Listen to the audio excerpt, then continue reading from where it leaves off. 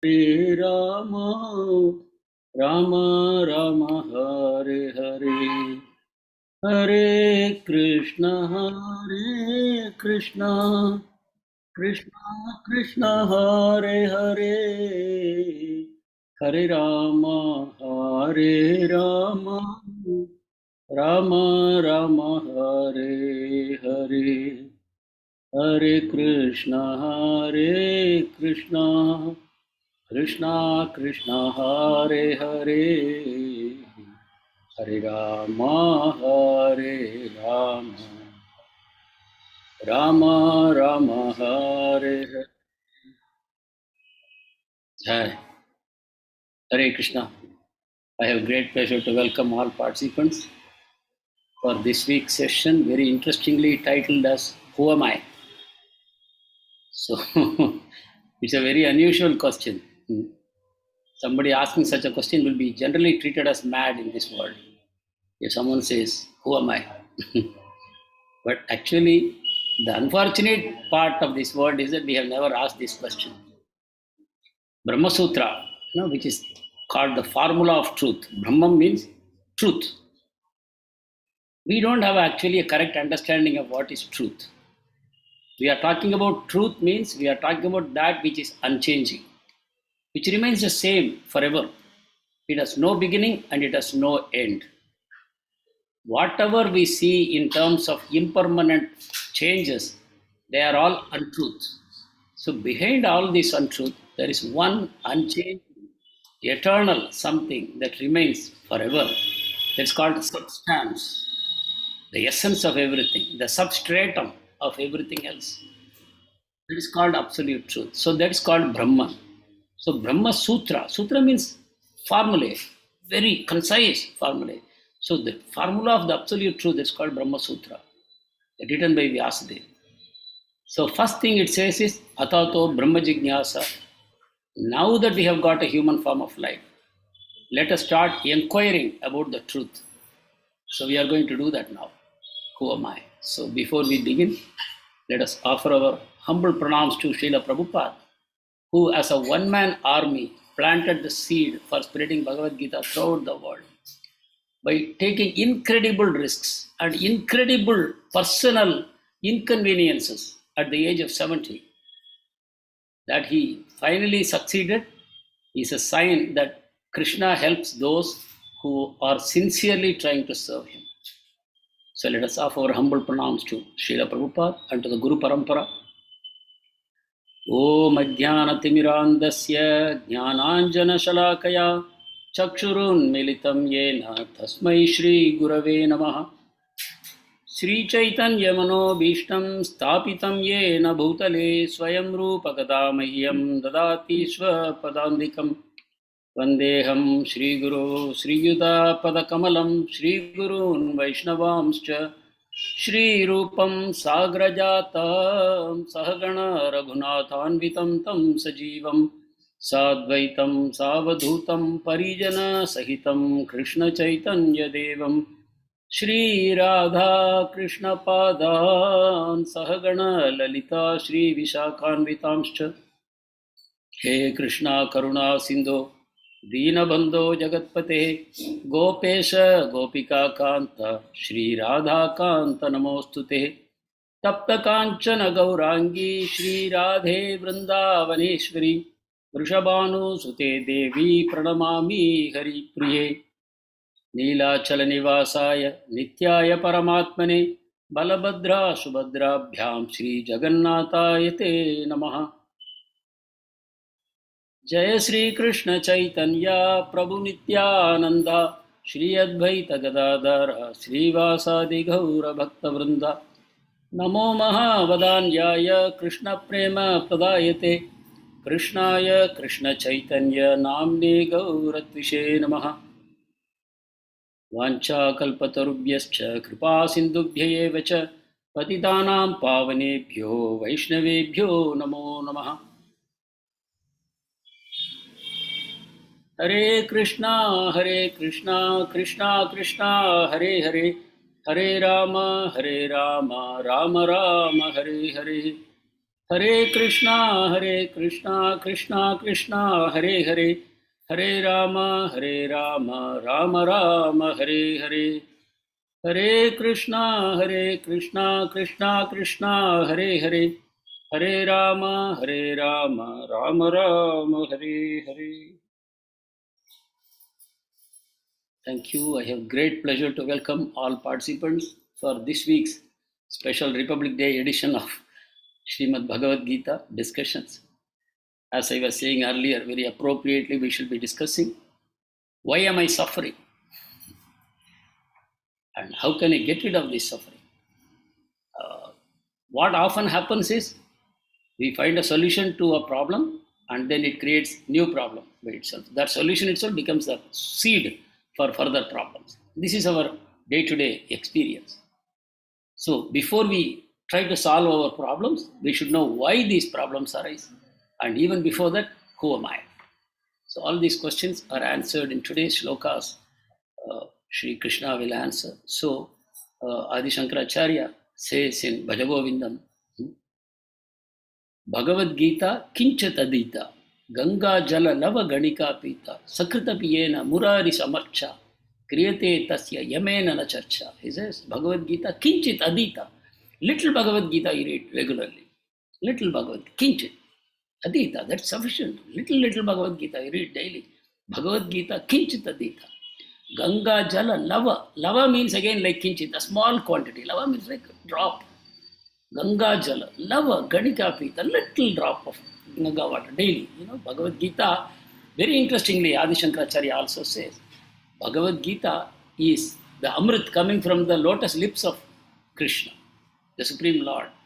Bhagavad Gita is coming from his lotus lips. And Ganga jala is coming from his lotus foot. It is coming from actually his big toe.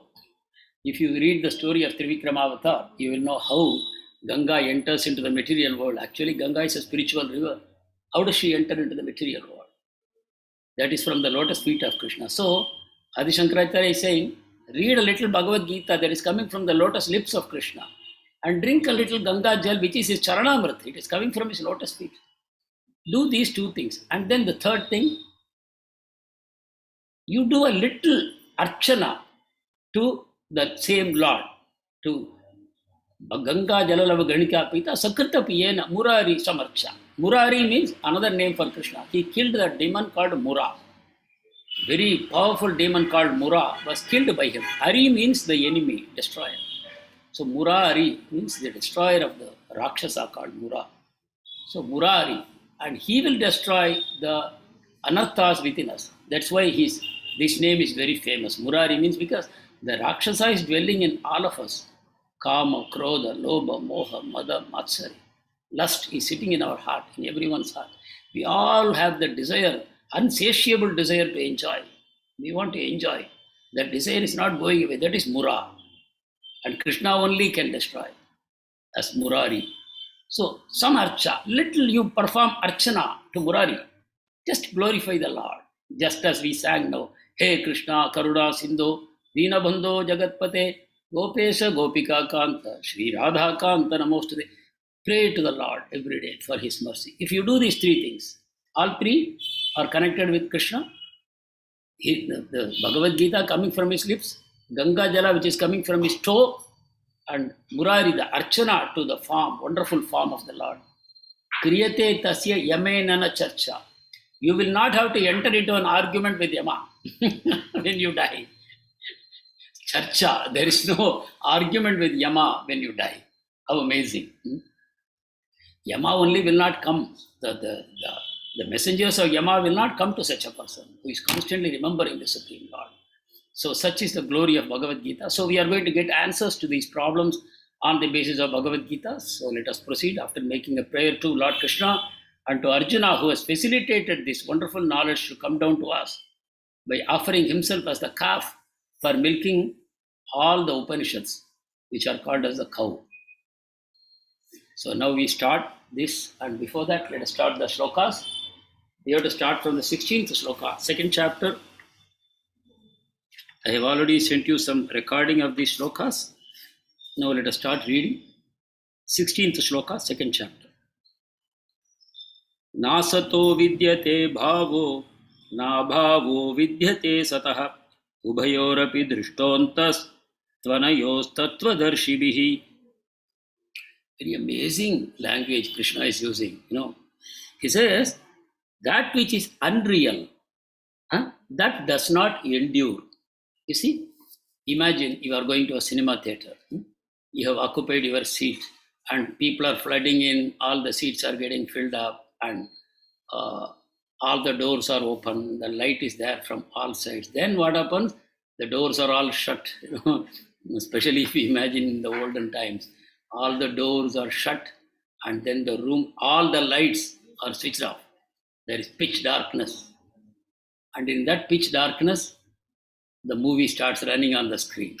That is when you will forget yourself. You will get absorbed into the play of shadow which is happening on the screen. Nothing else. It is simply the play of light and shadow on the screen. But you get so much absorbed, you forget yourself, you forget your surroundings, everything else. There is total darkness. And that movie runs for how long? 2 hours, 2.5 hours. And then all the lights are switched on. And then you see a plain screen is there in front of you. And you should think, oh, what a fool I was. I was simply looking at a plain screen for 2 hours without blinking my eyes and undergoing all kinds of experiences, sometimes crying, sometimes laughing, sometimes getting scared, sometimes become angry. All kinds of emotions at a plain screen. Everything else was simply a shadow, a dream. So that doesn't endure. So what does not endure is not truth. It's not real. Krishna is telling, this is the way to look, you see. You just see what clarity is there in our scriptures. How clearly they approach a problem. They go to the root of the problem. They don't try to do something superficially without even trying to find out why some problem came. Like Corona, for example. We do not know. There are so many answers, but no answer is complete. Why this thing came, from where it came, when the next one will come, why these waves keep on occurring. What is the ultimate permanent remedy for this? Nobody knows. Nobody wants to talk about it. Business as usual. So Krishna says, what is not real does not endure. So that is a test. It has to endure, then only it is reality. Otherwise, it's a relative truth. Relative truth. Something is less real, something is more real, something is even more real. Right? Like the mosquito may live for a few hours. But an elephant may live for very long. A tortoise may live for hundreds of years. Some trees can live for thousands of years. But they all die. Even mountains, you see, especially when you go to Hyderabad side, small hillocks, they have disappeared. Even hillocks have disappeared. What was standing for maybe millions of years, or maybe even billions of years, disappeared. They have been floored. At the floor level, you can see only the mark outline if you are flying. You will see only the outline of a mountain remaining. So nothing is enduring in this world. So that Krishna says they are not real. And what is real is eternal, unchanging. That has no change, doesn't undergo change. And then what Krishna is referring to is our body is constantly changing. We have already seen Dehinosmin yata dehe kaumaram yavanam jara tata dehantara praptir dehastatra muhyati. Body is constantly undergoing changes. We are seeing regularly. If you just look at the family album, as I was saying, you see how much changes your body has undergone. The old body has gone. You have a new body now. This body is also constantly undergoing change. And day will come, this body will simply be lying there, and 4 people will carry it out. This body will not protest. Today, if somebody wants to carry me, I'll say, hey, why you are taking me away from my home? This is my home. But that day, the body will not say anything, because the body is not me. The body is not real. It's unreal. The soul is real. The soul is enduring. That's what Krishna wants him to know. And Krishna says, he's not saying, I am saying this. This is the important lesson for us. Krishna is saying, this is the conclusion of Tattva-darshibhihi. Tattva means truth. Tat means truth. You see, Om Tattvamasi, we say. Tattvam-asi. Om Tat Sat, we say. The Tat represents the absolute truth. That is a reference to the Bhagavan. Tat. So he says, Tattva-darshibhihi. Those who have seen the truth, that means those who have seen the absolute truth, they have concluded like this. So again, Krishna is teaching us that don't try to understand this by your ascending knowledge. Don't do your trial and error business to get this truth. All the scientists who have been doing trial and error, they have all gone. It's not a human task to find out the absolute truth. This has to be revealed by the Supreme. Who is the truth? And it has to come down only. It has to come in the descending process only. So by ascending process, the process itself is wrong. You will never get the answers. So he says, the seers of the truth, they have concluded like this. So it's a big, big lesson for us. Don't waste our time. This is not the subject matter for trial and error. This is not a subject matter for our senses. This is not a subject matter for our mind. Because the mind is only working with the information given by our senses. Even today we know the spectrum, the sound spectrum, the light spectrum. There is so much that is beyond our hearing or seeing, right? So much of the light waves, the sound waves, they are beyond us. The ultraviolet, the higher end, the infrared, the lower end, so much of sound, ultrasound, we don't hear. Dog whistle, they say, there's a dog whistle. If you blow it, you won't hear anything, but the dog will hear it. There are so many things. Within our own knowledge, we know so much we don't know. The way the dolphins communicate, the whales communicate, they have different frequencies. So many birds and animals, they communicate at frequencies which we can't hear or see. So like this, so with our limited senses, our mind has to use only those instruments. So our mind doesn't have a perfect instrument. Our senses are imperfect. Our mind itself is imperfect because it has to rely on this. And our intellect, again, has the same limitation of anda. Within the egg only we can think. I talked about the frog in the well. The frog in the well has information only about that well. What does it know about the Pacific Ocean? If a frog comes from the Pacific Ocean, this frog will only make fun. You are dreaming. There is no such thing. Such a huge expanse of water. How can it exist like that? So let us go to the next shloka.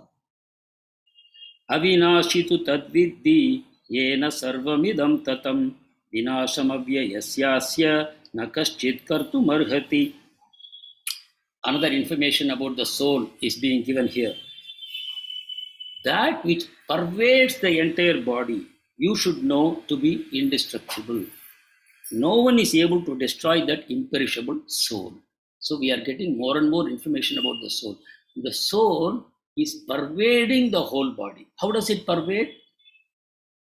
The best example is a lamp. In a dark room, you light a lamp. The light from the lamp pervades the whole room. The flame is in one place, but the light is encompassing the whole room. Like the sun, the sun is rising in the east, but the light of the sun is covering the entire universe. The light enters into your room also. Sun is there, but the light is coming everywhere it is reaching. Similarly, the soul is inside our body, which is so tiny, so small, immeasurable. Immeasurable means so tiny that it cannot be measured. So tiny, it is sitting in the region of the heart. It is floating on 5 types of air, prana, pancha prana. It is floating there. So it has no connection with the body. It's spiritual. It's a fire spark. It is there. But it is pervading the whole body. The influence of the soul is throughout the body. How do we know? By our sensations, by our feelings. We recognize anything happening in any nook and corner of my body. Something happening in my toe, something happening in my back, something happening on my scalp. I feel it. That is how the soul is pervading everywhere by its consciousness.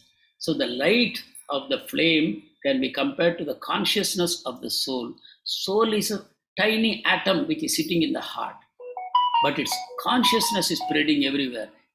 How wonderful it is. If it is an ant, the consciousness of the soul is spreading only within that ant. But if it is an elephant, again the same consciousness is spreading throughout the elephant. Not that somewhere near the tail less consciousness. No. Throughout the body of the elephant, its consciousness is spread. That is a special feature, and it is imperishable. That soul is imperishable. So some nice shlokas, Prabhupada is giving the examples to explain how amazing the soul is in the purport if you read. And 18th shloka. Antavanta ime deha nityashyokta sharirinaha avinashino aprameyasya anashino prameyasya tasmad yudhyasva bharata. Krishna is focused on the task. Yudhyasva bharata. You fight Arjun. Why? Bharata means he is a descendant of King Bharat. This land is named as Bharata Kanda or Bharata Varsha by that great King Bharata who ruled once upon a time the whole world from here. So the whole planet is called Bharata Varsha. It's not that only India is called. Today it has become so narrowed down. The whole world was controlled. So that's why he's called Bharata. Bharata. He's a descendant of King Bharat.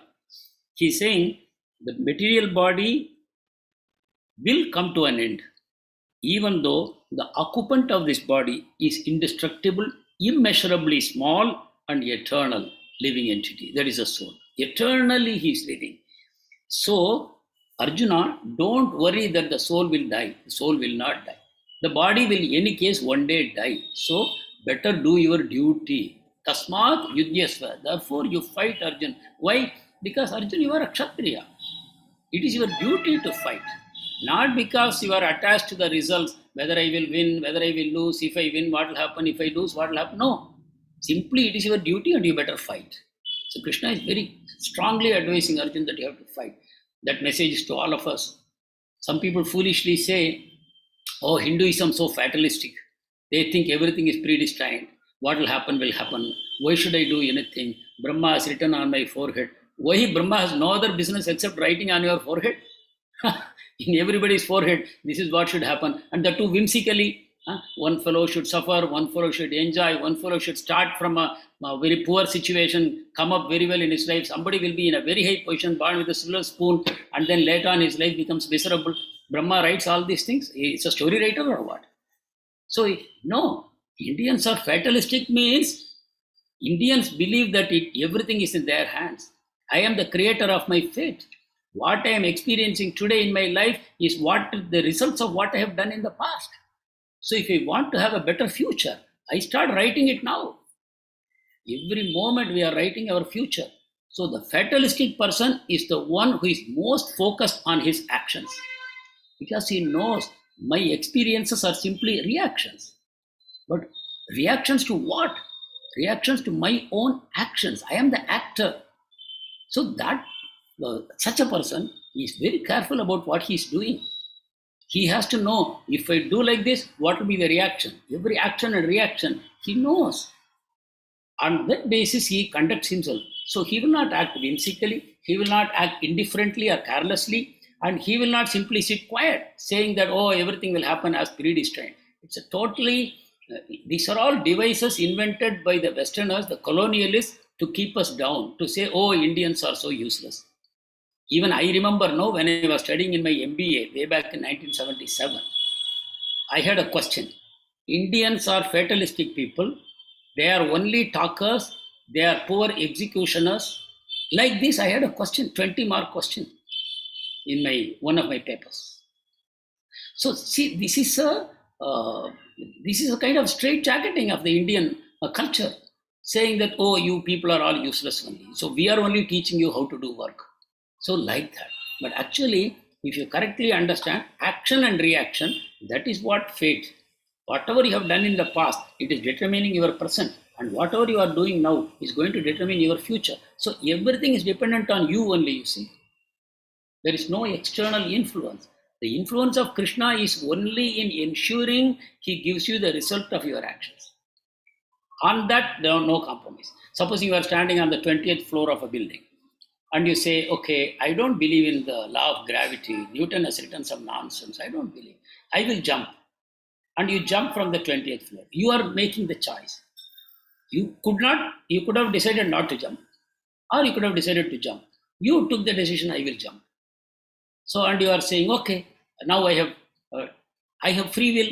I have used the free will. I have jumped. But then, as you are coming down, you cannot say, oh, no, now I don't want to fall. I use my free will to stop here. I don't want to hit the floor. Can you say that? The free will was there to jump from the 20th floor, but now the reaction will come, you will go hit the street. There you cannot say, where is my free will? Where is my free will? You had a free will to jump or not to jump. But having jumped, you cannot say, oh, my free will is not there, God is not fair. I was told there is free will, but where is free will? When Apollo 13 mission was failing and they had difficulty to get them back to the Earth, the astronauts, what they did, now we have lost control. At some point of time, when the module enters the Earth's atmosphere, they lose contact, no radio contact. And then everybody started praying, the scientists. And the news came to Srila Prabhupada. Prabhupada was in America at that time. Prabhupada said, what nonsense? Now they are talking about God. When they sent the rocket to the moon, did they take the permission of God? No. Now they have a problem and they say, God. And finally they touched down and they were safe. Now the scientists say, we have done it. What is this? Inconsistency, complete inconsistency. That is not recommended. Okay. So Krishna is saying you have to fight.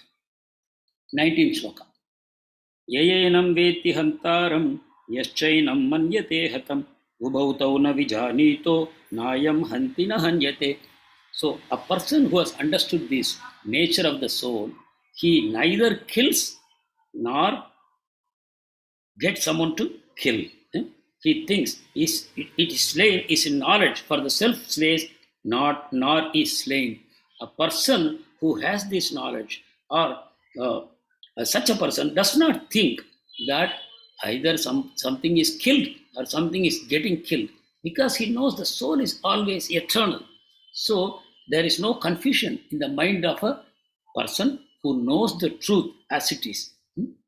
Or if somebody thinks the soul is killing or the soul is getting killed, he is foolish.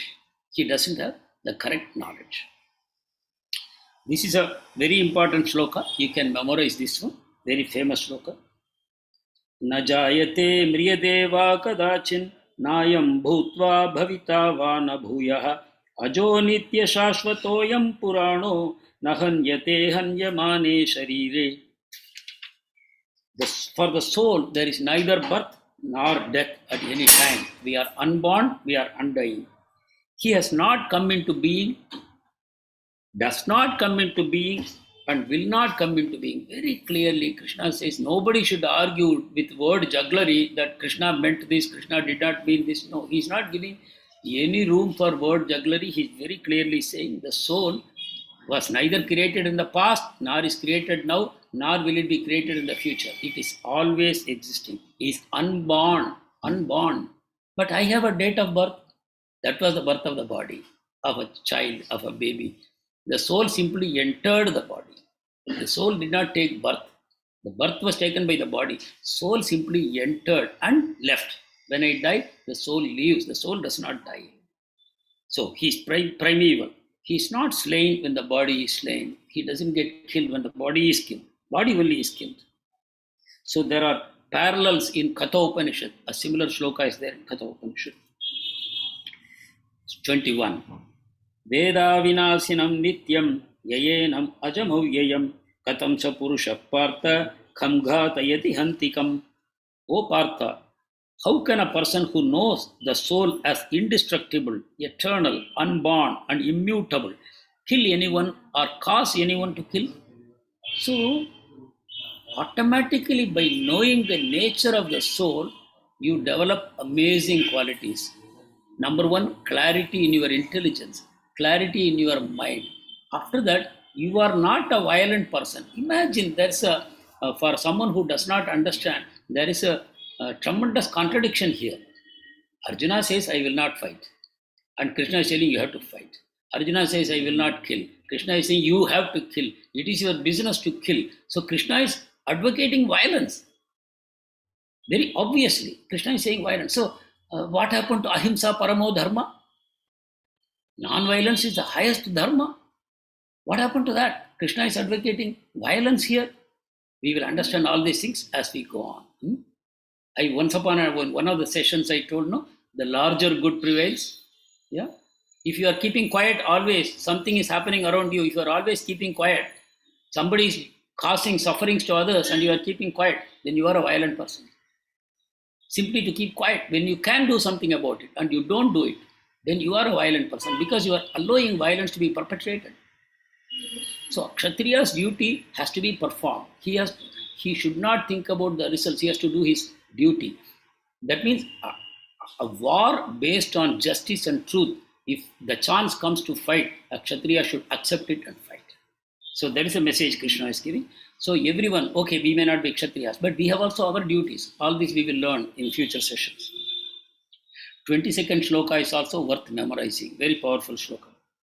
Vasamsi jirnani yata vihaya navani grihnati naro parani tatha sharirani vihaya jirnani anyani samyati navani dehi. When the dress becomes worn out, we throw it away.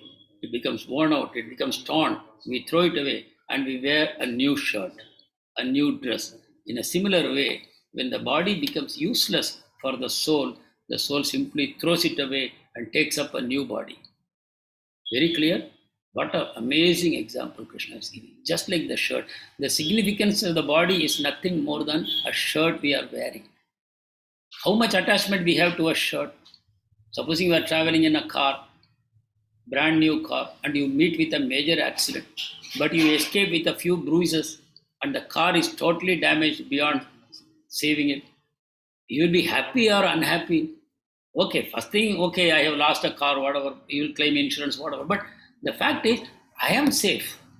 The car is gone, but I am safe. Will you be happy or not? You'll be tremendously happy. In a similar way, the body is going, but the soul, which is what we are, that will be intact. There will be no problem to the soul.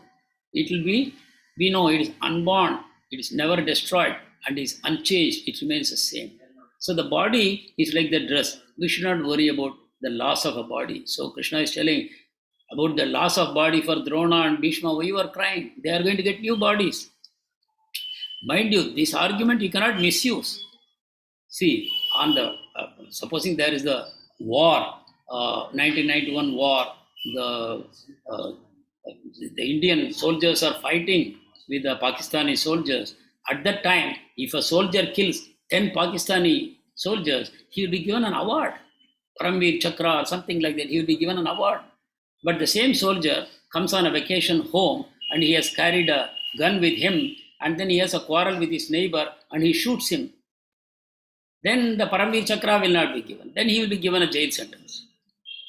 So the law should be applied appropriately. A Kshatriya, how the rule should be applied. For a Vaishya or a Brahmana, how the rule is applied, different.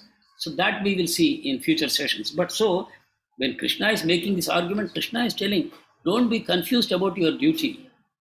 This is the time a Kshatriya duty you have to perform. And Bhishma and Drona, they have come for an unjust war.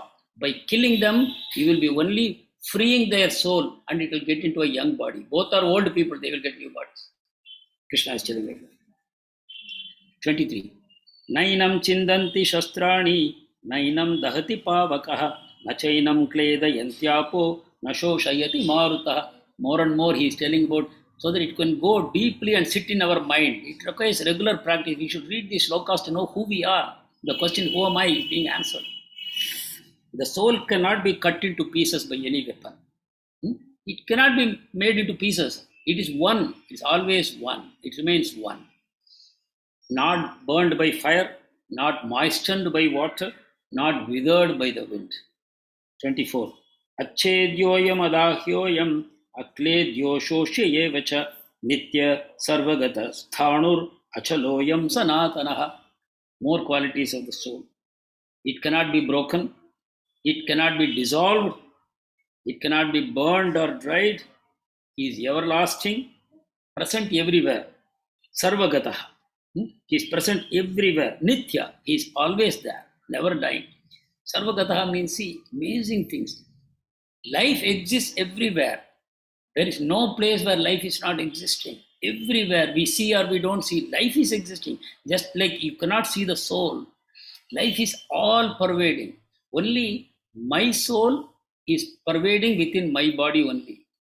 The soul takes one body and it is present within that body. The consciousness of the soul is available only within that body.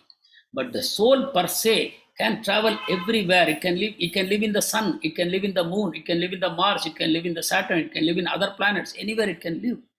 Sarvagata, it can go everywhere. It exists. Nowadays, scientists are saying, like in the hottest underwater fountains, there are some places like in US that very hot water is flowing out of the earth, deep earth, from the core. That water also they found life, molecular size life, very minute life. They found there also. So now they are increasingly understanding. We have a definition of life. What is our definition of life? You need oxygen, you need hydrogen, you need carbon. That is our definition. You need water. Otherwise, there is no life. All life in the earth evolved from water only. So unless water is found in the moon or Mars or someplace, there is no possibility. It cannot support life. This is our limitations we are imposing. Now you will remember what I told. The frog in the well, it knows only what is in the well. It has no information about what is outside the well. So they cannot think life can be, even without carbon or hydrogen, life can exist. Without water, life can exist. Life can exist in fire. They don't know. Because they are so obsessed with matter, they think life has to come from matter only. So there is a nice story of a farmer. And the farmer had heaped paddy in one godown. One day he went to take out some paddy. And then he saw tiny scorpions were crawling out of the paddy. Immediately the farmer thought, oh, see, the paddy has transformed into baby scorpion. After I stored it for a few months, the paddy has transformed into scorpion. Is it possible? Can the paddy transform into scorpion? This is called Vrishchika Tandula Nyaya. This is our scriptures are answering to the atheists. Nyaya means logic. Vrishchika means scorpion. Tandula means paddy. So when a farmer says scorpions come out of paddy, he is using this foolish logic because he has not observed that a scorpion had earlier come, laid its eggs in the paddy, now they have hatched and they are coming. That means a living scorpion, life, laid its eggs there. From the eggs, now life is coming. So from life only, life is coming. Not that from some dead matter, life is coming. Big bang and then life is coming. That's not possible. So that's called Vrishchika Tandula Nyaya. So you can see how foolish our scientists are. They are trying to explain everything like this, that life came from matter only. So, but here we see the soul, unchangeable, immovable, and eternally remains the same. 25th shloka. Avyaktoyam achintyoyam avikaryoyam uchyate tasmadevam viditvainam nanushochitum arhasi. Because the soul is invisible, you cannot see. So you use your best microscopes, the electronic microscope that have a magnification of 5 million times or whatever, still you will not be able to see. You are looking for the God particle through that particle accelerator that is lying below the Alps at a 5-kilometer depth, costing $20 million. It may see some particle and it may say it is God particle. You can name anything anyway. What is the problem? You use your choice that God particle, but God is not a dead particle. God is alive. God is living. God is not a dead particle. The soul is a particle, but it's again not a dead particle. It's a spirit particle. So we can call it as spiriton. Like we have electron, proton, electron, we have in atoms. They are dead things. But this is spiriton, the soul. It's a small, tiny spark of the spirit. The Lord is the spirit. And the soul is a spiriton, a tiny particle. Like from a huge ocean, you take one drop, like that from the huge spirit. We are one small particle of that, one spark of the great fire of the Supreme Spirit. That is what we are. So it is invisible, inconceivable. Ultimately, you cannot conceive of it. Why you cannot conceive of it? Why we cannot conceive of it?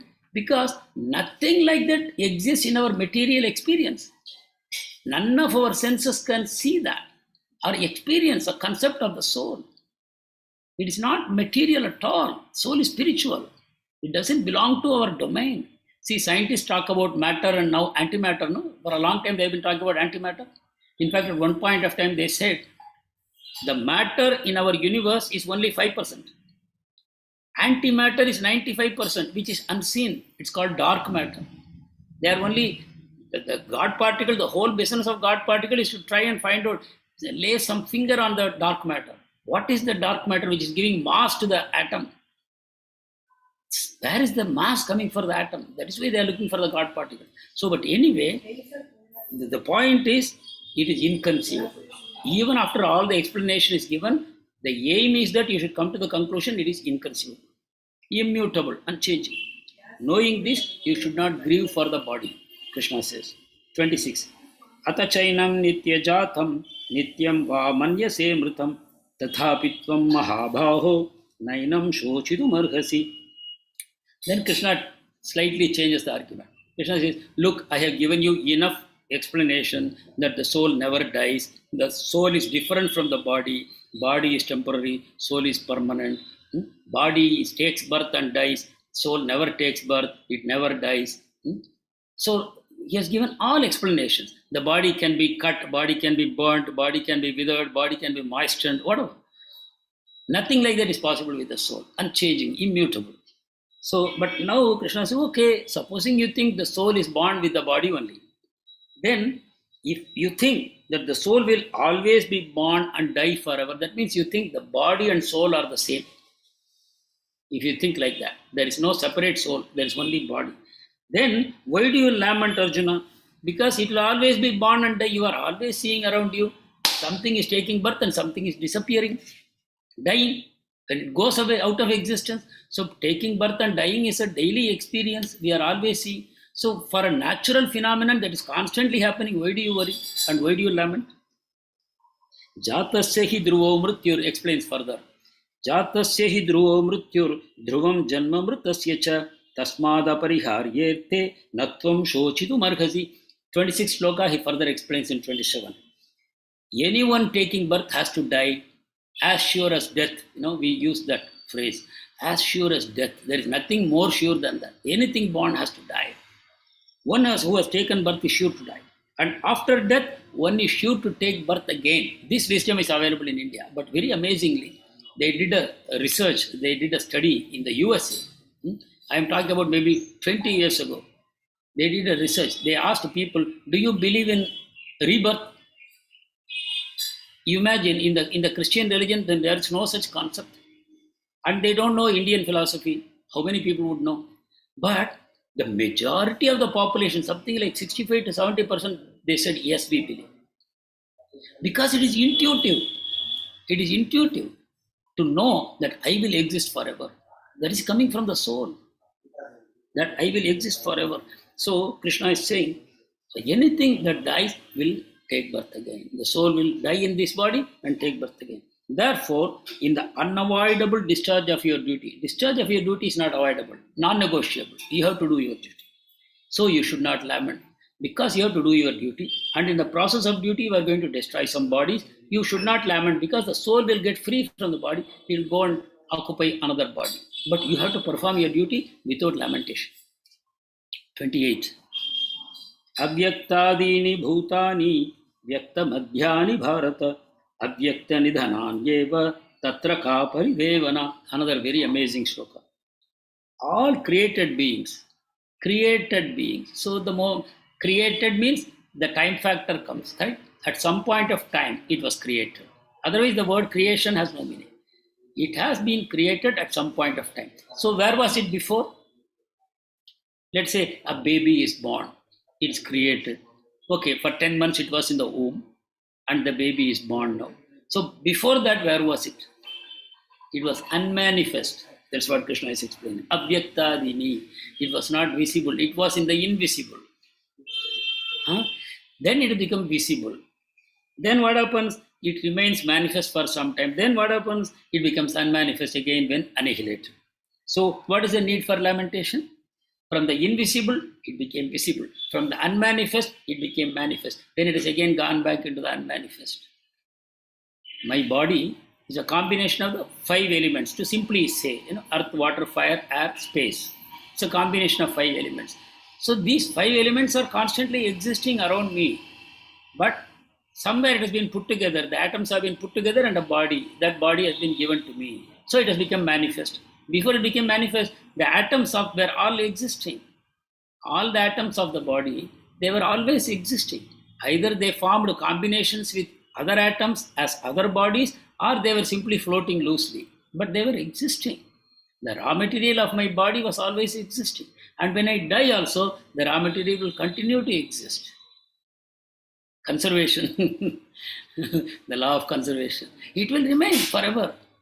This is all coming from Gita. It will remain forever. So why you are crying? Why are you lamenting? 29.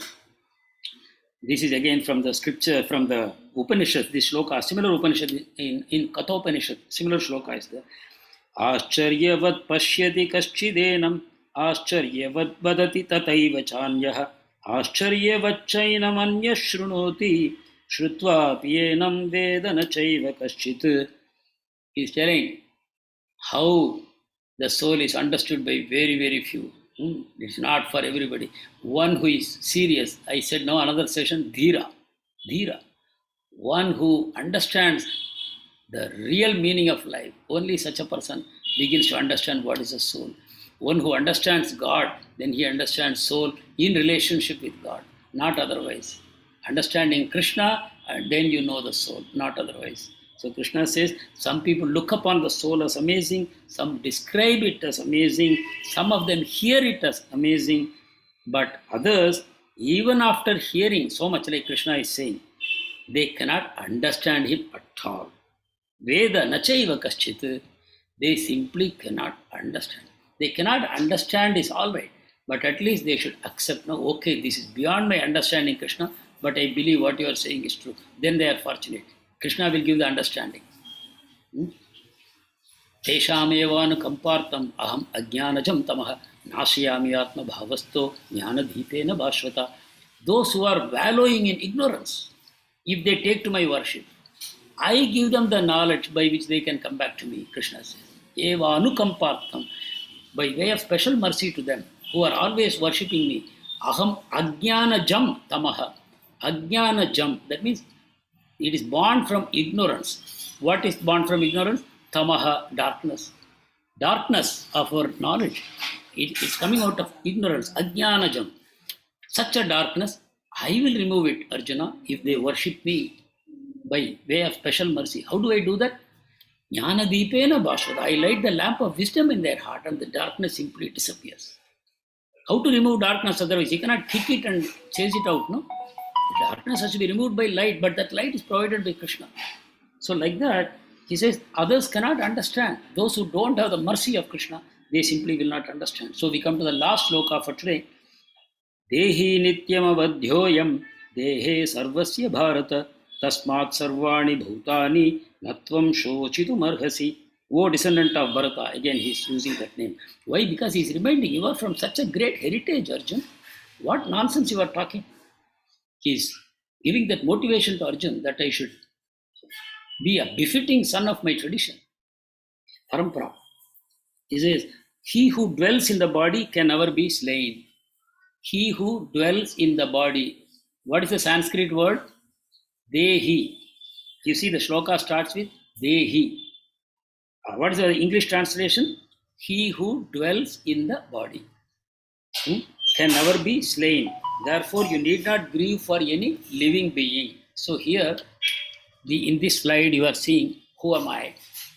Deha versus Dehi. A timeless delusion. You don't have a soul. You are a soul. You have a body temporarily. This is the knowledge that we should take from here. Krishna used the word Dehi here. This word, you take it deeply. Meditate on this word regularly, daily. I am not Deha. Stand in front of the mirror and tell, what I see here is not me. I am not Deha. I am Dehi. That which is dwelling in this body is me. My consciousness is spread throughout this body. That way, I am the occupant of this body. My consciousness is spread throughout, but still the body is not me. The body can be slain. Body one day will perish, but I will simply leave the body and go. Like an example is given, a tree and a bird. the tree, the bird is building a nest on the tree, but when the tree is cut, the bird simply flies away and goes to another tree. Similarly, when death destroys this body, the soul simply leaves and gets into another body. So we have to become very focused that we are the Dehi. Then doors will open by the mercy of Krishna to all the problems of our life. As long as you insist that I am the Deha, there is nothing Dehi and Deha, they are one. I was born and I will die. Then what Krishna says is very fair. I am amazed when I speak to sometimes people who are inveterate atheists, they still get confused. They say, why I should not become attached? I say, you know fully well that there is no soul only. And the body is constantly undergoing transformation. It came from somewhere, it is going somewhere. Where is the point in getting attached? Who are you to get attached, first of all? You are simply a chemical combination only. You deny the soul, no? They say, no. Why should that be? I can still be attached. I can still talk about all kinds of things. So, but ultimately, until you accept you are Dehi and you are different from Deha, your spiritual life will not start. This is the starting point of spiritual life. This is a timeless delusion. When it started, as soul has no beginning, so very difficult to say when this delusion began. We will come to it in future sessions. So here, some points I have written about who am I. Let us just read this. I am an immortal spirit soul, so I am eternal, full of knowledge and bliss. We say in Sanskrit, Sat, Chit, Anand. Eternal, Sat, full of knowledge, Chit, bliss, Ananda. This is the description of the soul. We are full of knowledge. There is no ignorance in the soul. Like there is no ignorance in God. The soul is simply a particle. I said no, spiriton. You can remember this word, very useful word to remember. Dehi. Who is the Dehi? Spiriton. It's a particle of the spirit. Nothing to do with matter, nothing to do with this material world. The material world you see all around you is dead. Jada, we say Jada. No consciousness. The life is known by consciousness. So there is no consciousness means no life. So the soul has consciousness. And what is the nature of the consciousness? Full of knowledge and bliss. What is that knowledge? Knowing oneself. The soul is self-aware. For that, the best example given is the sun.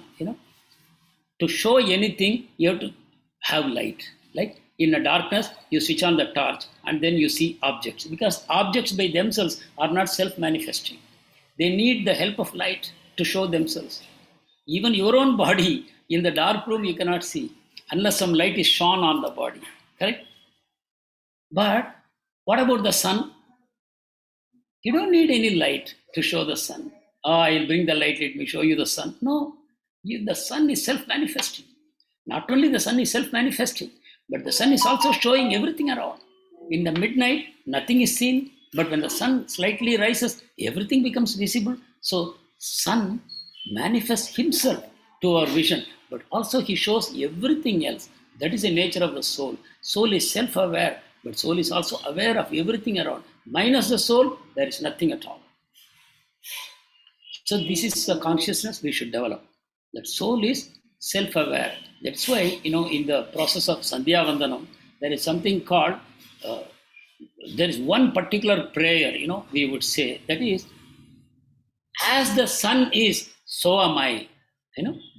One of the prayers. The point is, just as the sun is self-manifesting, I am of the same nature.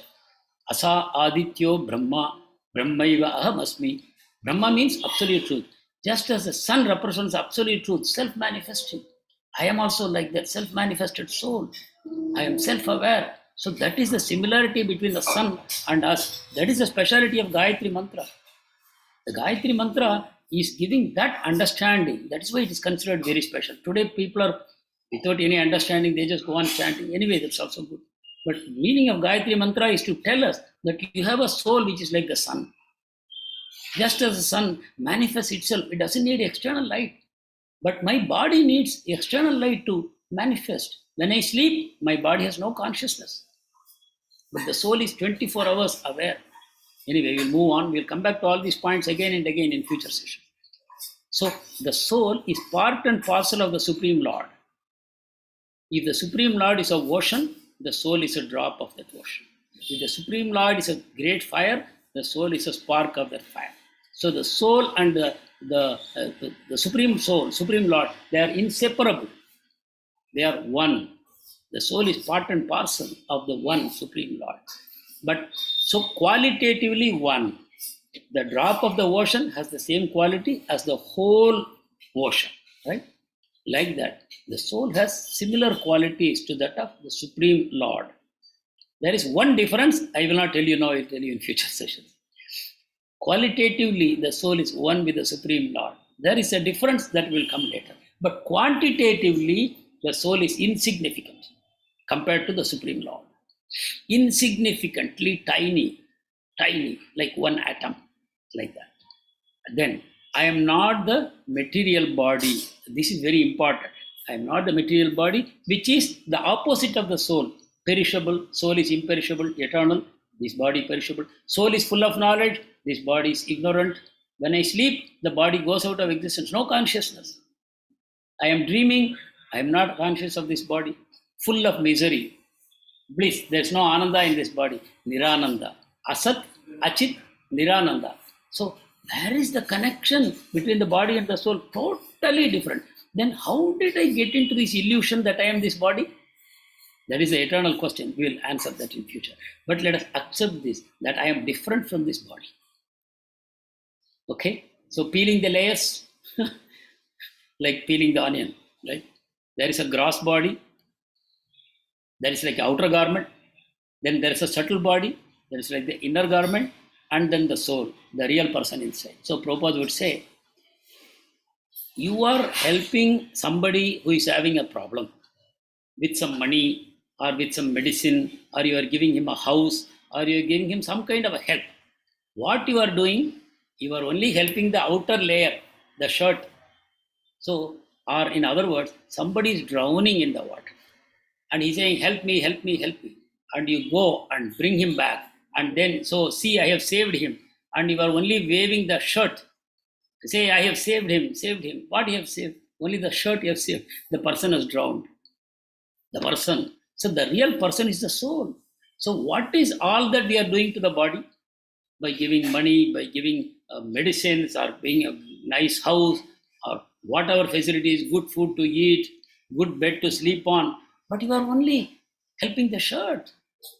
I told in another class, you are running a shop, but you are not making any profit for yourself. You are only paying everything as rent only. Whatever you earn, it goes as rent. Whether you make 1 crore, 10 crore, 100 crore, the bank belongs to you, but still it is all useless. How foolishly we waste our life.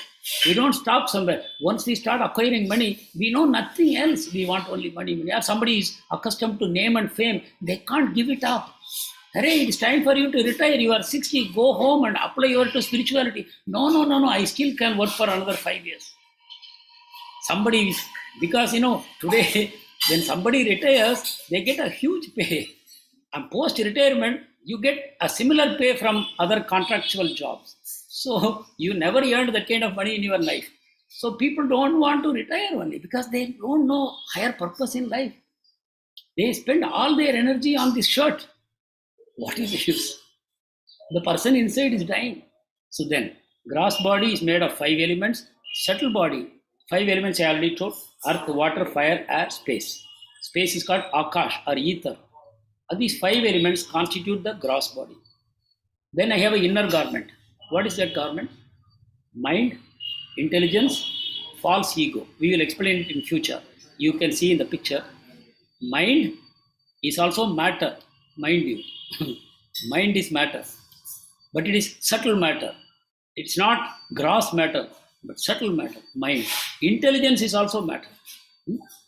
We say chit, buddhi, like that. And ahankar. All these are false. And they are also subtle forms of matter. So that is the inner garment. So when somebody dies, he leaves the outer garment, but he carries the inner garment with him to the next body. The subtle body goes with the soul to the next body. Gross body is left here. Okay. And then the soul. Soul is ultimately Sachitananda. Neither the outer body nor the inner body is Sachitananda. The soul is Sachitananda. Let me move fast. I have a few slides to show you. There was a skeptic scientist called Ian Stevenson. He started studying the reincarnation claims. He was in the, I think, the Southern Methodist University or something like that. He was a professor there. And he went into a collaboration with Dr. Pasricha from India. She was working in Nimans. Together, they did a lot of research into more than 2,000 reincarnation claims around the world, not only India. The bulk of the cases were from India, but they also got many cases from throughout the world. They studied this. They wanted to prove that this is all humbug, this is all bogus, this is all illusion. But the more they researched, more conviction they got. And ultimately, they wrote a book where they said, most of these cases, in our opinion, they are genuine cases. But some people may raise some doubts here and there, so we did not want to give room. But 500 cases, watertight cases, we are presenting it in the form of a book. Solid cases. I really wish to discuss at least some of these cases with you, but I don't have time. But just take it from me. Amazing cases of reincarnation, which simply nobody can deny. Nobody can deny. Somebody was murdered in the previous life. This time they showed who murdered them. Not only that, the bullet mark on the forehead where that person who died, that mark is there in the new child like a mole. Many marks, surgery marks are there in the new person's body. Many amazing things. Anyway, so those cases are documented. So that person got complete conviction that something is there that exists after we die.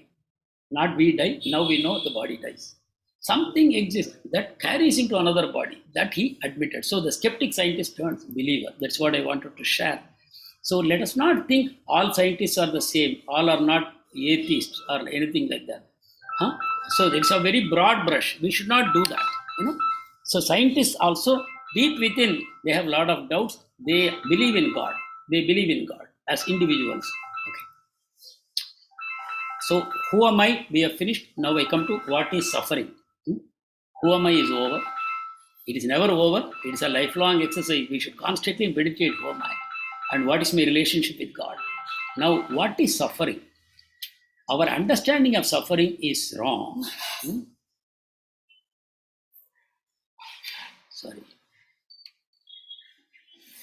Our understanding of suffering is wrong and is relative. Because one man's food is another man's poison. So my understanding of suffering, it may not be acceptable to another person. He will say, no, that is not suffering. I will any day happily accept that situation like that. But what is the correct definition of suffering? It differs from person to person. But there is something called true suffering. We were talking about Brahman, absolute truth. So in terms of suffering also, there is a true suffering. What is the definition of true suffering? It is common to all. Everyone should suffer it. No one wants it, but everyone must face it. And no one is exempt from it. Only that thing is called suffering. That is something nobody wants, but everybody must face it. No one gets exemption. Oh, you are Bill Gates, you have so much money, I will exempt you. Or you are the Prime Minister of the country, okay, I'll give you an exemption. Nothing like that. You are a very virtuous person, you are a saintly person, no exemption. Everybody must face these problems. What are these? Birth, old age, disease and death. You meditate on these 4 points. You can write down in your notebook, meditate on each of these. No one wants them. No one wants to be born because I have no choice of my parents. I have no choice of my body. I have no choice of the intelligence I will have. No choice over the health what I will have. No choice over how long I will live and what kind of job I will have, what kind of life I will have. No choice. So birth, because it is no choice, it's a very risky business, correct? If you want to invest in the share market, will you close your eyes and invest in some shares? No, you would want to make a study. But so when you are taking birth somewhere, would you not like to have a choice to choose what kind of life I would have? But we don't have a choice. Imagine. Is it not a fact? Nobody chose the parent. Nobody chose the kind of body I will have. Somebody born blind, somebody born deaf, all these things. So birth is a high risk. Then old age, everybody has to face. There is no escaping from that. Disease, everybody gets no escape from that. And eventually death. So these are the 4 real problems. Now our scientists are not solving any of these problems. Oh, you will say disease, they are solving problems. They are finding solutions for corona. Okay, we will discuss it maybe in another session if you really believe it. But as of now, I will say, no. Our scientists are not really addressing the root of disease, because if one disease is conquered, another disease is waiting. In fact, diseases like polio and all, they are still coming back. Diseases like malaria, which was stamped out in the West supposedly, they are all making a comeback. And today they are talking about superbugs, MDR, multi-drug resistant bugs. Where are they produced? Can you guess? They are produced mainly in hospitals, multi-speciality hospitals, because they use so much of antibiotics, they develop resistance and they infect the patient. The patient came for some disease, but he went back with some other disease. That will manifest on him in due course of time. Anyway, less said the better. Birth, old age, disease, death. Okay. Then there are three more problems. That is adhyatmic. That means I suffer. The suffering comes from my own mind and my own body. They are giving, like sometimes I get into a depression, so many mental disorders, sufferings, worries, anxieties, depressions, all these kind of problems. Then Adi Daivik. Adi Daivik means the problems coming out of nature. Fire, accident, flood, tsunamis, like that. Nature is giving suddenly some problems. About corona, I don't know whether it is Adi Daivik or Adi Baudik. Adi Baudik means other living entities around me, they are giving me problems.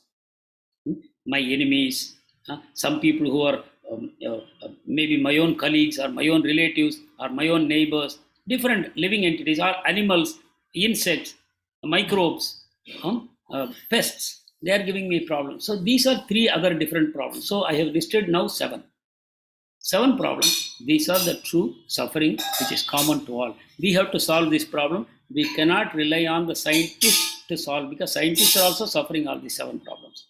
Nobody is spared. Okay. So next question, why am I suffering? So this is a very deep subject. I will only briefly discuss this. Okay. When the soul became ours to Krishna, Krishna is our father. Krishna is our eternal well-wisher. Krishna, as I said, he is the ocean. I am a drop of that ocean. I was enjoying with Krishna in the spiritual world, but I became averse to enjoying with Krishna. I wanted to enjoy alone. Why? Because Krishna is the master and I am his servant. I want to be master. That is when the soul desires to go separate from Krishna. Immediately, Krishna is my eternal well-wisher, he is my father. There is a nice biblical story. I will discuss some other day, but the story is like this. One father had two sons. One was an obedient son. The father is very rich, very wealthy, multi-billionaire and all. Very nice person. One son is a very obedient son. He is living happily with his father. Other son got into bad association. He was taking money from the father and spending it. And one day he said, Father, I can't live with you. Give me my share of wealth. Father said, no, I will give you anything you want. Don't go away. He said, no, I want my share. He took the share and went away. So that is because he felt, no, as long as I am with my father, I cannot freely enjoy. Because my father has got some rules, some disciplines. I don't want. I want to go away and enjoy. So that boy went away. Of course, he suffered. Bible beautifully explains that. Another day I will tell you. So Krishna immediately arranged this material world for us. This world in which we are here. This was arranged by Krishna only for the souls that want to go away from him. The souls that remain, the obedient souls, they are with him happily. They are never suffering. No suffering for them. They don't know what is suffering. But only the souls that wanted to separately enjoy, they are the ones who are suffering, and they have all been sent here. So actually this material world, for your kind information, is a prison house. I will explain later on. It's a prison house, so we are sent here. But again here, I can enjoy. See the next line. I can enjoy here if I strictly follow the rules given by him. In the form of Vedas, in the form of Upanishads, in the form of Puranas, in the form of Itihasas, in the form of Brahma Sutra, in the form of Srimad Bhagavad Gita. If I can follow the rules, I don't have to suffer, I can enjoy happily. But if I violate, I have to be corrected. How am I corrected? I will suffer. So when I am suffering, please remember you have violated some law of God. Why? Tell me which law I have violated. Read Bhagavad Gita. No problem. You can correct yourself. You can correct yourself. Today, when I am suffering, this is the time for me to correct myself. I have to accept. I need to be corrected. I have come to the prison only to be corrected. But the prisoner doesn't behave well, he will never be freed, But good behavior, Republic Day, sometimes they release so many prisoners. So like that. So the point is clear. We suffer because we wanted to come away from Krishna. But here also we can enjoy, not that we have to suffer. We can enjoy if we follow the rules of God. But we have forgotten the laws, we are not interested in the laws, and we are constantly violating. In the form of our own law, the country's law violates God's law. What do? Almost the whole world now, the national laws violate the laws of God. Like abortions. Sex is not meant for enjoyment. Sex is for procreation, to responsibly produce children and bring them up with responsibility, not for sense enjoyment. We will see all these things. So, and then we say abortion. I want enjoyment, but I don't want responsibility. Because a child will come, I don't want to take responsibility. The whole world is thinking, I will enjoy now, I will control the population. What is the meaning? I will enjoy, but future, I will not allow children to be born. Why they will come and enjoy? I will enjoy the resources of nature, but I will not give birth to children because they will compete for the resources. What demoniac mentality. That's why we are suffering. Okay, next. So this is a nice picture. It tells us taking care of the cage, but not the body. What is the use? The cage is a golden cage. It's very shining and all that. But the bird inside, you are not feeding. You have forgotten the bird inside. The cage is, you are so enamored of the cage, beautiful cage, and you are simply brushing it up and shining it. What is the use? So evidence for existence of soul, many are there. Common sense understanding, as I said, in the USA, people are largely accepting there must be a soul and reincarnation. And there are scientifically documented cases of near-death experience. Somebody went to the verge of death, they survived. They spoke about many things. They saw what was lying outside the room, what was happening outside. The body was lying in the room only, but they could remember what was happening outside. That means the soul traveled out of the body. Similarly, out-of-body experiences. Somebody in a coma or somebody is in anesthesia, they get a lot of experiences and they narrate it when they come around. Past life memories, people can be regressed, There is a whole science called regression therapy. I don't know how much of it is genuine, but they say by regression, I can take people back to previous lifetimes. And they talk in different languages. There are some famous books. People talk about, they speak in other language completely. Like somebody in India may be speaking Greek. He has never learned Greek, but he will start speaking Greek like that.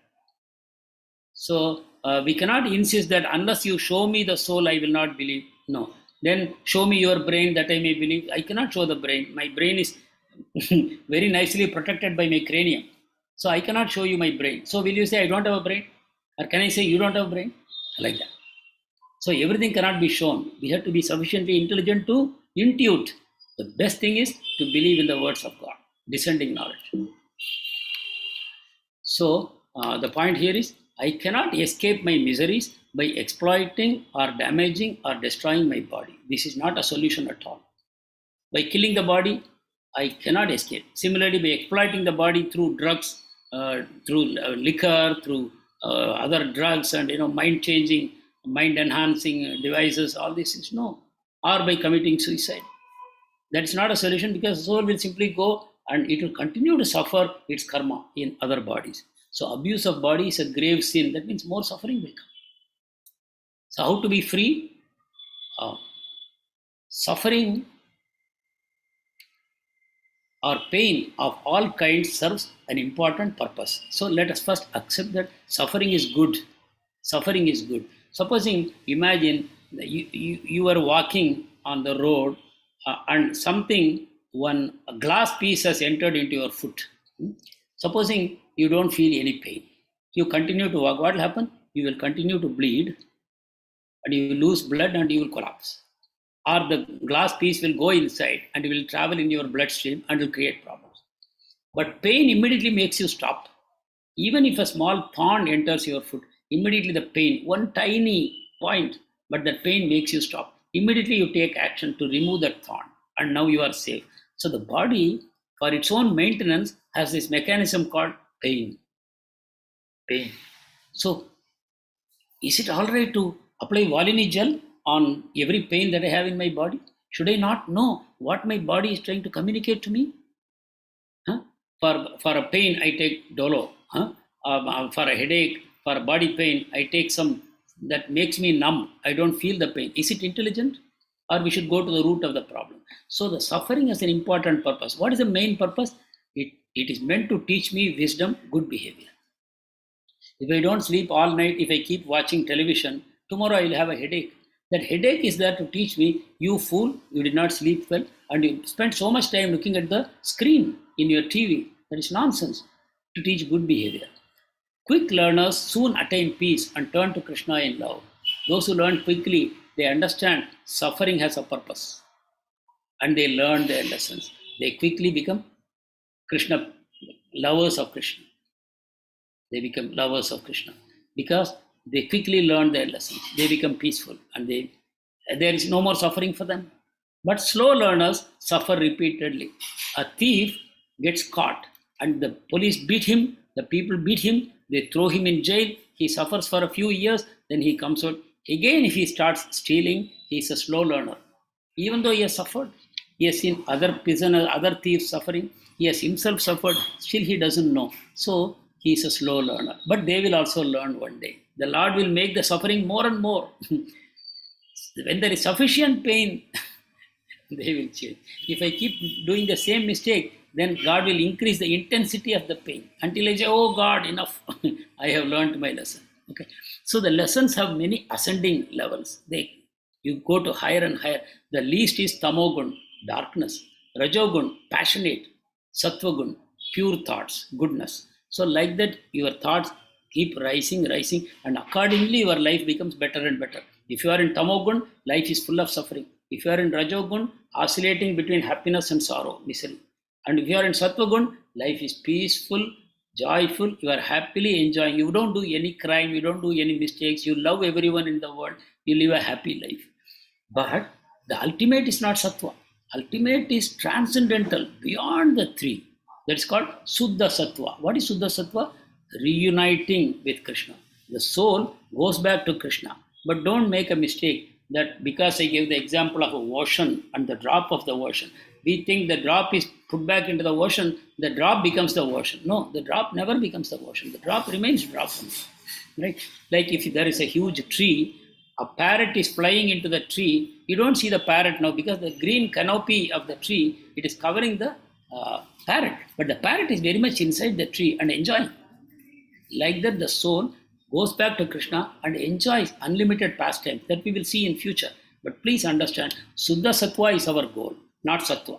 At Suddha Sattva, we reunite with Krishna from whom we came. You remember in the previous slide we saw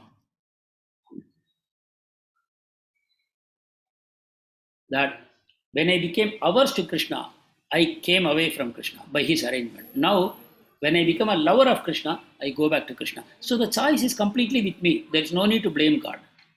Okay, so this is the ultimate lesson. This is the solution to our problems. So these are simply explanations of same thing. A judge is hanging a criminal. He doesn't get karma because we were talking about sin.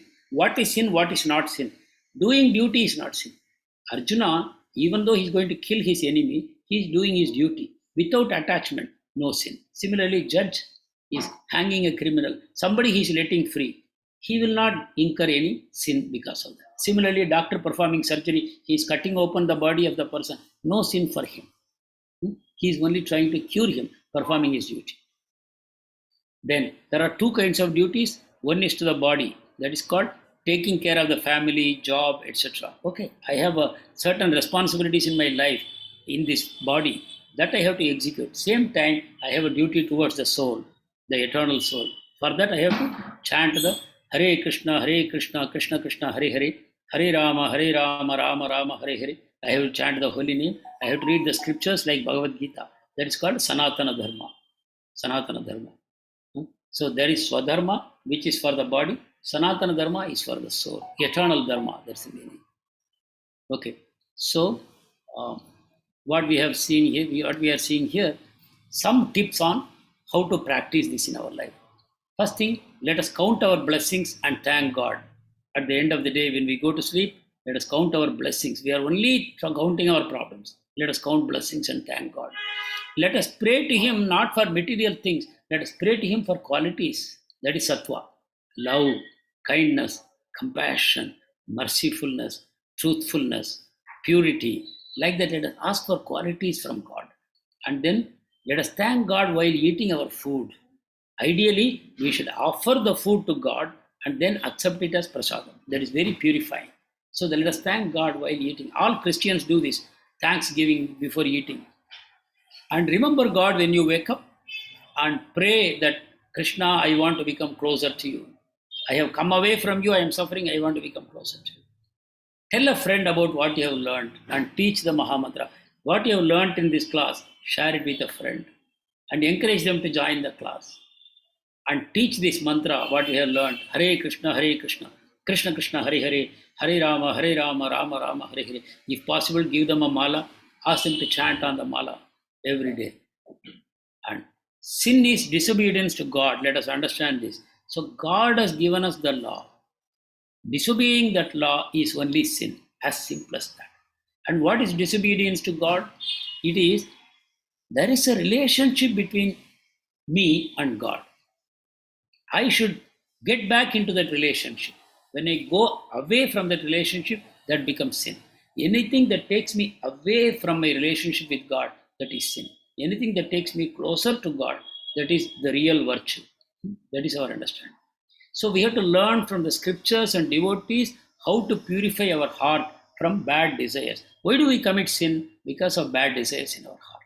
So when we learn scriptures and from devotees, our heart becomes gradually purified and bad desires will go away. This summary, I think there is no need to read because you have already seen all this. Immeasurably tiny soul pervades the whole body and is indestructible. Soul neither kills nor is killed. Thinking otherwise is foolish. Soul is unborn, ever existing, does not die when the body dies. Knowing this fact neither kills nor causes to be killed. Change of body at the time of death is like change of dress. Soul cannot be cut, burnt, moistened, etc. Soul is invisible, inconceivable, immutable. Even if you deny the soul, you should not grieve. This is the summary of today's class. So let us chant this Mahamantra 3 times. Hare Krishna, Krishna Krishna, Hare Hare, Hare Rama, Rama Rama, Hare Hare, Hare Krishna, Krishna Krishna, Hare Hare, Hare Rama, Rama Rama, Hare Hare, Hare Krishna, Krishna Krishna, Hare Hare, Hare Rama, Rama Rama, Hare Hare. Thank you very much. So if you have any questions, you can ask me before we wind up. Hare Krishna devotees, please use the raise hand option in the reactions to ask questions to Kalanidhi Prabhuji.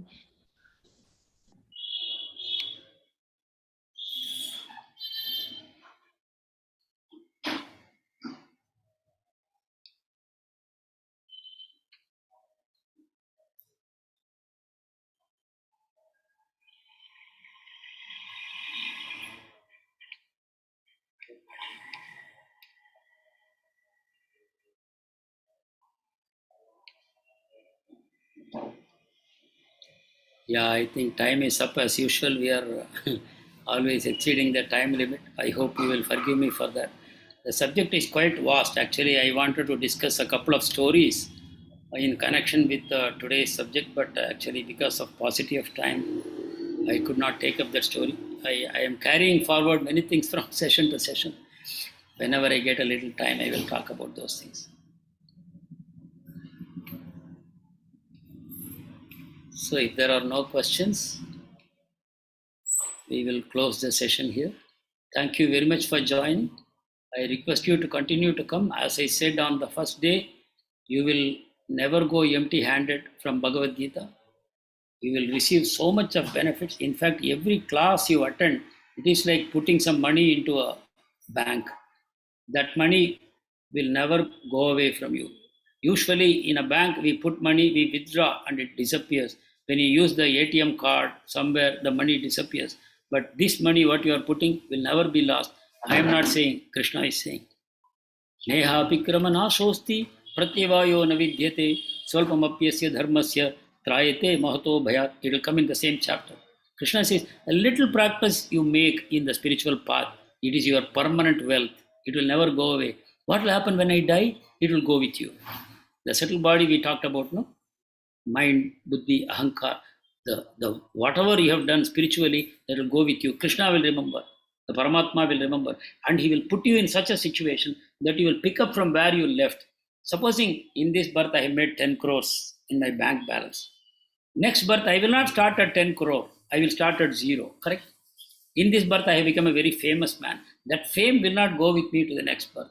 I was a very beautiful person in this birth. That beauty will not go with me to the next birth. I was a very knowledgeable PhD person in this birth.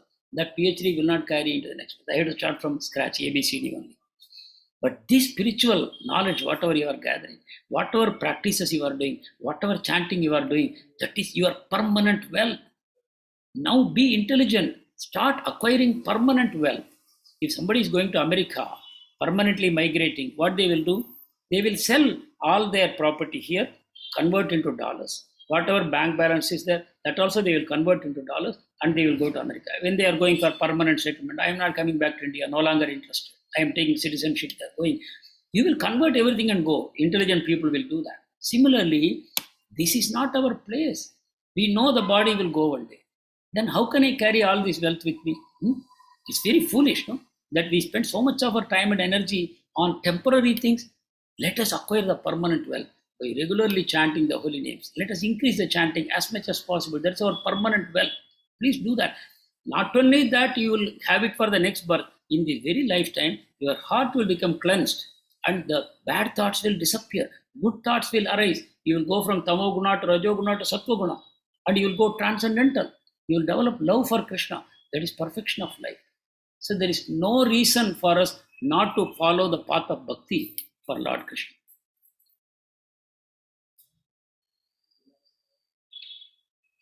So yes, as said, there are no questions. So Akshaya, I think you can, Aishwarya can wind up.